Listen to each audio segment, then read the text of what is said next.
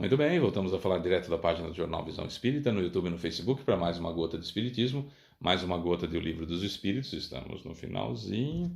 Livro 4, capítulo 2, Penas e Gozos Futuros. O item de hoje, que vamos iniciar e encerrar, sem esgotar o assunto, evidentemente, porque não tenho capacidade para isso, é ressurreição da carne. Ressurreição da carne, tema polêmico também, né? A gente sabe que não existe, mas tem muita gente que ainda confunde reencarnação com ressurreição. Questões 1010 e 1011, a resposta dessas questões é de São Luís e depois tem uma consideração de Kardec. Vamos lá? Ressurreição da carne, 1010. O dogma da ressurreição da carne é a consagração do dogma da reencarnação ensinado pelos espíritos. Kardec já vai na veia. O dogma da ressurreição da carne é a consagração do dogma da reencarnação ensinada pelos espíritos? Resposta: como quereis que seja de outra forma? Essas palavras, assim como tantas outras, só parecem insensatas aos olhos de algumas pessoas por serem levadas ao pé da letra, e é por isso que levam à incredulidade. Mas daí uma interpretação lógica a essas palavras, e aqueles a quem chamais de livres pensadores irão admiti-las sem dificuldade, e justamente por refletirem, pensarem. Afinal, e não vos enganeis a esse respeito, esses livres pensadores não buscam senão acreditar. Eles têm, assim como os outros, e talvez mais que os outros, sede do futuro, mas não podem admitir aquilo que para a ciência é algo inventado. A doutrina da pluralidade das existências é conforme a justiça de Deus. Está em conformidade com a justiça de Deus. Só ela pode explicar o que sem ela é inexplicável. Como poderíeis querer que esse princípio não estivesse na própria religião? Como poderíeis querer que esse princípio não estivesse na própria religião? 1011. Dessa forma, a Igreja, pelo dogma da ressurreição da carne, ensina a doutrina da reencarnação? Isso é evidente, diz São Luís. Essa doutrina é, aliás, a consequência de muitas coisas que passaram despercebidas e que não se tardará a compreender nesse sentido. Em breve, se reconhecerá que o Espiritismo emerge a cada passo do texto das Escrituras Sagradas. Portanto, os espíritos não vêm subverter a religião, como pretendem alguns. Ao contrário, vêm confirmá-la, sancioná-la através de provas irrefutáveis. Porém, como é chegado o tempo de não mais empregar a linguagem figurada, eles se exprimem sem alegorias, dando às coisas um sentido claro e preciso que não possa estar sujeito a nenhuma falsa interpretação. Eis porque, dentro de algum tempo, estareis cercados de pessoas mais sinceramente religiosas e crentes do que hoje. Realmente isso acontece. Há muito mais pessoas religiosas hoje do que na época que foi escrito o Livro dos Espíritos. Isso realmente acontece, não só pela multiplicação das pessoas, o nascimento exponencial, a quantidade de habitantes na Terra encarnados é muito maior do que naquela época, não só por isso, mas porque não dá para eu imaginar que um corpo que se decompôs no ano 1000 e cujos elementos já se misturaram à Terra e já compuseram outro tipo de matéria em que o princípio vital agiu, vá recompor aquele corpo. Essa era uma crença egípcia que os hebreus trouxeram, da ideia de que eu, para aperfeiçoar-me, preciso voltar à carne. Perceba, isso é muito antigo, desde que a humanidade sempre teve essa ideia de que nós somos mais do que só aquilo que se vê. Existem, claro, duas situações, o plano energético e o plano material. O que você está vendo agora, tudo que seus olhos veem é matéria, certo? É matéria. O que os seus olhos não veem, o que os meus olhos não veem, o que os nossos olhos não veem, é a verdade. Porque nós estamos imersos em uma situação material para uma experiência de crescimento utilizando a matéria como objeto desse crescimento. Então, esse é um ponto extremamente importante. Nós temos isso instintivamente, que precisamos voltar à carne para evoluir, porque nós já desencarnamos e reencarnamos milhares de vezes. Por mais que não nos lembremos do plano espiritual, por mais que neguemos veementemente, lá no fundo a gente sabe que é assim. Porque a gente já vive essa realidade há muitos séculos, há muitos milênios. Há milhares de vezes que nós fizemos essa passagem do plano carnal para o plano espiritual e do plano espiritual para o plano carnal. Então a gente sabe que isso é verdade.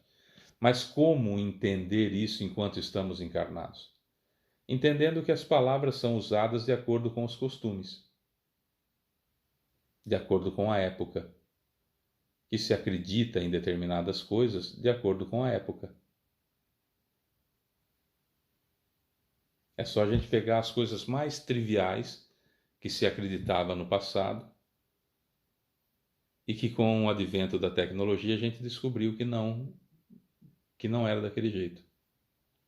Eu já contei algumas vezes aqui a história de Semmelweis que numa época que não se entendia, não havia ainda microscópios para entender vírus e bactérias e o funcionamento de infecções por vírus e bactérias, ele achava impressionante que na região que ele morava, no hospital que ele trabalhava, as mulheres que iam dar à luz no hospital, uma grande quantidade delas morria ao dar à luz no hospital e ao dar à luz em casa com parteira, não.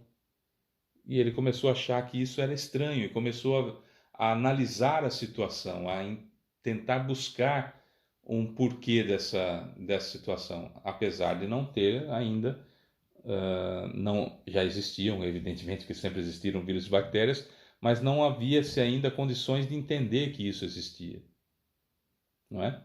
Então, bom, você deve ter visto na época da pandemia que tinha pessoas que falavam assim, sei, passar álcool gel na mão mata o vírus da Covid que mata a gente, então vou beber álcool que mata a gente. Havia um monte de imbecilóides nesse sentido que não queriam usar o álcool em gel para higienizar as mãos porque achavam impossível que o álcool em gel matasse o vírus tão poderoso que quando entra no corpo matou no Brasil centenas de milhares de pessoas. Certo? Porque não consegue entender que o vírus, antes de entrar no organismo humano, ele é fácil de matar, ele é frágil, essa é a palavra, não é? E a mão que leva o vírus à boca, ao nariz, aos olhos, né? Então vou higienizando a mão, usando máscara, porque aquele que está no ar fica na máscara, não entra pelas vias respiratórias e tudo mais, e se resolve a questão. Teve gente que não acreditava nisso ainda, porque não detinha esse conhecimento sobre vírus e bactérias. Imagina na época de Semmelweis. E ele, que nem ainda havia microscópios e nem a ideia de que podiam existir micro-organismos invisíveis ao olho humano. Mas ele percebeu que mais morriam pessoas numa terça-feira. Se o parto era na terça-feira, aquelas mulheres tinham a maior chance de morrer. E aí ele descobriu que na terça-feira tinha aula para os alunos de medicina com cadáveres. E aí qual foi a sugestão dele? Ele falou, olha, não sei se tem muita lógica, se não tem. O fato é o seguinte, saiu aqui de mexer com o corpo dos mortos para treinar a medicina e vai atender outro paciente, lava a mão com água e sabão antes. Olha que coisa simples. Lava a mão com água e sabão antes. E aconteceu isso, as pessoas lavavam as mãos com água e sabão e o número de mortes caiu drasticamente, graças a Deus. Sabe o que fizeram? Mandaram ele embora. Porque ele estava se metendo onde não devia e devia ter alguma coisa, aí usando as minhas palavras, alguma coisa de bruxaria. E as pessoas pararam de lavar a mão depois de mexer com os cadáveres e as mortes voltaram. Então, tanto faz como tanto fez. Era preferível deixar as pessoas morrendo pela tradição de fazer como sempre se fez no hospital, do que aceitar a sugestão de um sujeito qualquer, um tal de Semmelweis. Quando se descobre, então, o infinitamente pequeno, quando se descobre vírus e bactérias, etc, etc, hoje, evidentemente, tem toda uma asepsia, toda uma limpeza, enfim, que impede as infecções na maioria dos hospitais, não é?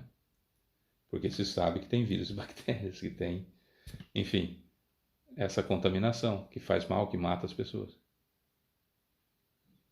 Então, naquela época era uma bruxaria e hoje é algo absolutamente inteligível. Tem ainda uns que não acreditam ainda, né? Como é que pode matar? Nossa, me lembro claramente de uma pessoa dessas aí, era bolsominion, né? Espero que quando você esteja assistindo esse vídeo nem se lembre mais o que significou essa era de bolsominion no Brasil.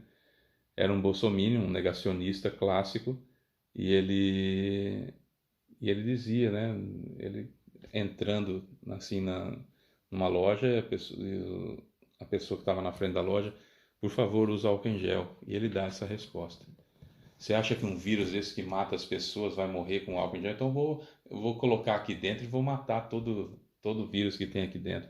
E queria entrar na loja de todo jeito, sem máscara e sem higienizar as mãos, e foi retirado de lá. E a televisão mostrou, enfim, e ele todo feliz que estava refutando o sistema. É um imbecil, coitado, um ignorante, né? Que assim que descobrir a existência do vírus e como que funciona todo o processo, vai ficar extremamente envergonhado. Como nós ficamos envergonhados das coisas pueris que nós fizemos, das coisas infantis que nós fizemos, daquilo que a gente defendia com unhas e dentes, e depois aprendemos a realidade dos fatos, né? A ciência de fato, diz Kardec, a ciência de fato demonstra a impossibilidade da ressurreição segundo a ideia comum. Se os restos do corpo humano permanecessem homogêneos, mesmo que fossem dispersados e reduzidos a pó, ainda se poderia conceber sua reunião depois de um tempo determinado, mas as coisas não são bem assim. O corpo é constituído de elementos diversos como oxigênio, hidrogênio, azoto, carbono, etc. Com a decomposição, esses elementos se dispersam, mas para servir à formação de novos corpos, de tal forma que a mesma molécula de carbono, por exemplo, entrará na composição de milhares de corpos diferentes. Estamos nos referindo a corpos humanos, sem contar o de todos os animais. De forma que um certo indivíduo talvez tenha em seu corpo moléculas que pertenceram aos homens das primeiras eras, e que essas mesmas moléculas orgânicas que absorveis em vossa alimentação talvez provenham do corpo de certo indivíduo que vós conhecestes, e que assim por diante. A matéria existindo em quantidade definida e sendo indefinida a quantidade de suas combinações, como cada um desses corpos poderia reconstituir-se dos mesmos elementos? Perguntas de novo para a gente raciocinar, né? Há uma impossibilidade material, portanto, só se pode admitir racionalmente a ressurreição da carne como uma representação simbólica do fenômeno da reencarnação. E assim sendo, não há nada que choque a razão, nada que esteja em contradição com os dados da ciência. É verdade que, segundo o dogma, essa ressurreição só deve acontecer no final dos tempos, ao passo que, segundo a doutrina espírita, ocorre todos os dias. Mas já não há, nesse quadro do julgamento final, uma grande e bela figura que camufla sobre o véu da alegoria uma dessas verdades imutáveis que não mais terá céticos quando for levada à sua verdadeira significação? Que se medite bem a teoria espírita sobre o futuro das almas e seu destino, como consequência das diferentes provações que devem sofrer, e se verá que, com exceção da simultaneidade, o julgamento que as condena ou absolve não é uma ficção, como pensam os incrédulos. Ressaltemos ainda que a teoria espírita é a consequência natural da pluralidade dos mundos, hoje perfeitamente aceita, ao passo que, segundo a doutrina do juízo final, a Terra é considerada o único mundo habitado. Tem muita gente que ainda acha, não muita não, porque coitados são poucos, mas há pessoas que acham que a Terra é plana e não um globo, uma esfera. Há pessoas que morreram em acidentes gravíssimos tentando provar que a Terra era plana, subindo em foguetes, e quando chegaram lá em cima, instantes antes de morrer, decepcionadíssimas, gravaram um vídeo falando assim: É redonda. E explodiram. Né? Enfim. Mas esse ainda foi buscar a informação. Não ficou aqui achando que é a última bolacha do pacote, que só ele sabe a verdade, que a Terra é plana. Coisa que já descobriram no século XVI. Né? No século XV, Colombo já tinha percebido que a Terra era redonda antes de todo mundo. Né? E tinha razão. Bom, o fato é que nós acreditamos naquilo que a gente quer acreditar, naquilo que a nossa evolução permite. A nossa evolução permite ainda entender a ressurreição da carne como sendo no mesmo corpo recomposto para o juízo final? É um estágio. Mais avançado um pouco, vai começar a entender que isso é impossível. Por isso que das asas do conhecimento e do amor se desenvolvem de forma diferente e preferencialmente a asa do conhecimento desenvolve primeiro. Essa é uma das razões. Então eu estou lá. Eu vou ressuscitar no juízo final e vou me sentar à direita de Deus. Conhecimento pequeno e evolução pequena. Aí eu desenvolvo o conhecimento e descubro que é impossível pela ciência, impossível por tantas outras razões, a ressurreição da carne, que não existe juízo final. Desenvolvi-me suficientemente, eu evoluo um pouco mais moralmente. Sempre é assim. Primeiro o intelecto, que me dá condições de entender, raciocinar e evoluir moralmente. Para e passo. Já fomos assim. E hoje estamos assim. E há um monte de coisas que a gente precisa descobrir ainda. Para e passo, vamos evoluindo. E é assim que vai. Primeiro o conhecimento, depois o amor. Se esse depois for curtinho, né? O conhecimento e rapidinho já o amor, melhor para nós. É isso, sou Fábio Pereira, amanhã tem mais Gotas de Espiritismo. Beijo para você que fica, tchau.